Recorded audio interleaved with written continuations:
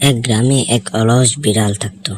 সে সারাদিন ঘুমাতো আর ভাবতো একদিন না একদিন খাবার নিজে থেকেই চলে আসবে। একই গাছে থাকতো এক পাখি। পাখিটি প্রতিদিন সকাল সকাল বের হয়ে খাবার খুঁজে আনতো।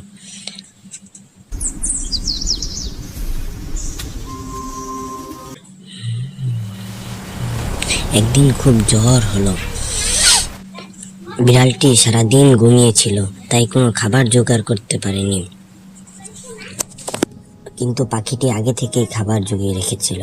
রাতে যখন বিড়ালটি খুব ক্ষুধার্ত হলো, সে পাখিটির কাছে খাবার চাইলো। পাখিটি তখন তাকে একটু খাবার দিয়ে বলল, শুধু অলস হয়ে থাকলে হবে না, পরিশ্রম করলেই ভবিষ্যৎ ভালো হয়। সেদিন থেকে বিড়ালটি আর অলস থাকে না। সে প্রতিদিন খাবার খুঁজে আনে এবং সে পাখির খুব ভালো বন্ধু হয়ে যায়।